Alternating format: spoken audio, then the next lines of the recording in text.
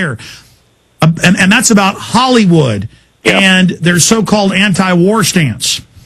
Yeah, it just seems a little hypocritical in my book, at least, that everybody is so outspoken against the war, but they seem like they're forgetting the reason that the war began. It seems like they're forgetting what had to take place prior to both wars being launched, and so I don't feel. I'm not saying like I can't handle this out here on my own, because I went into the fire, and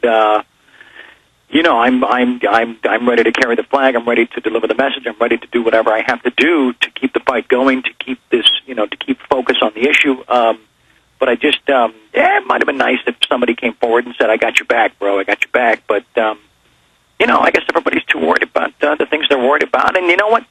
They're absolutely entitled to take that position. I'm not saying I respect it. I'm not saying I disrespect it, but to say I wasn't slightly disappointed would be a lie.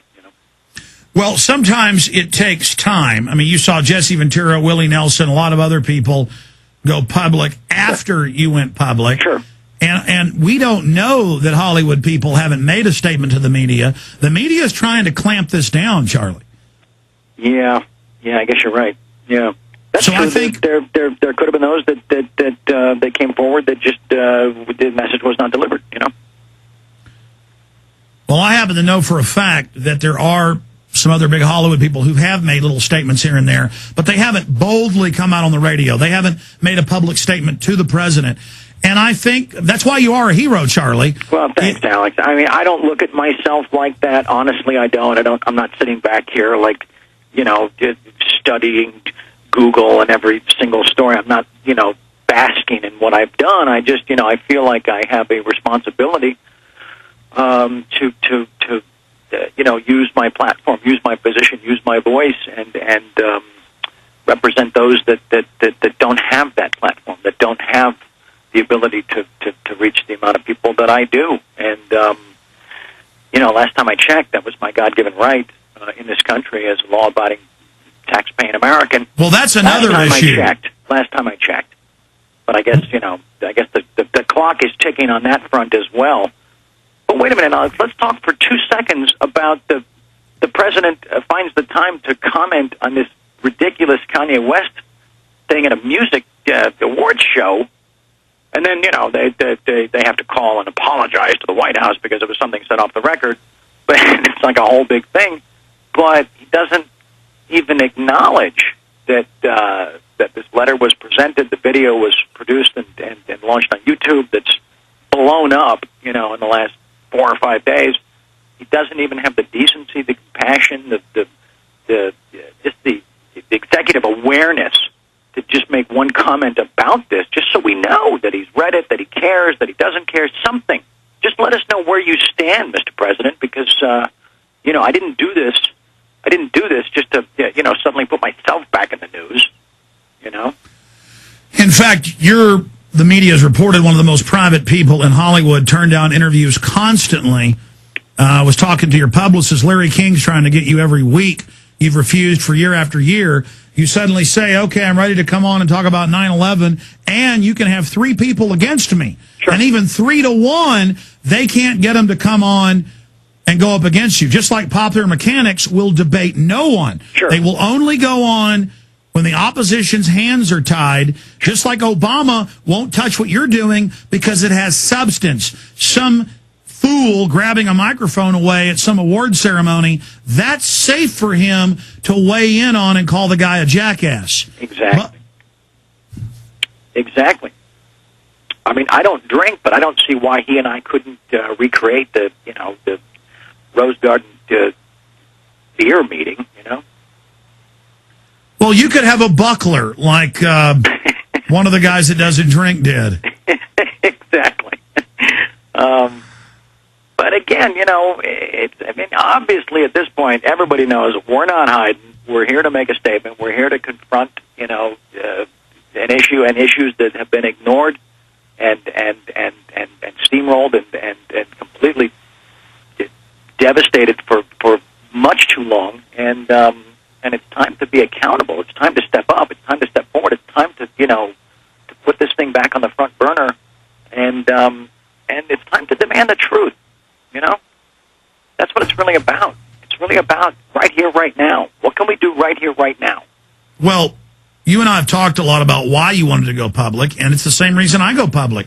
How do you know 6 of the 10 commissioners say it's a fraud and a cover-up? How do you know the White House was involved covering it up? How do you know that FBI translators said the government was running al-Qaeda and bin Laden up until the day of the attack, 9/11? Sure. How do you know NORAD stood down and then just go, I'm going to go on about my life? They've staged Gulf of Tonkin. Cheney wanted to blow up our own ships. This whole history, and then we're supposed to just sit back and ignore it, and that's completely abnormal to be able just to ignore this. It is.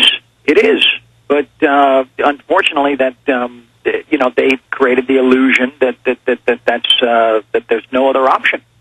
That is the only way to behave. That is the only way to think. And anybody that dares defy that is labeled a nut job. Is labeled a wacko. And it just no. I'm sorry. That's not good enough. That's not what free thinking people were how we were taught. That's not what those aren't the ideals we were raised on.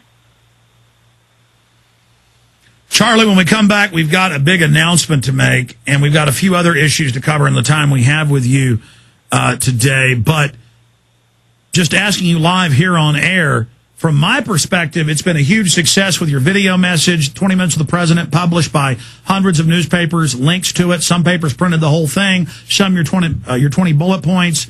It's reignited a huge debate about false flag terror, and I think really keeps the establishment from trying to pull something like this again. Are you happy with what's happened overall? I'm thrilled, Alex. I'm thrilled. I mean, this is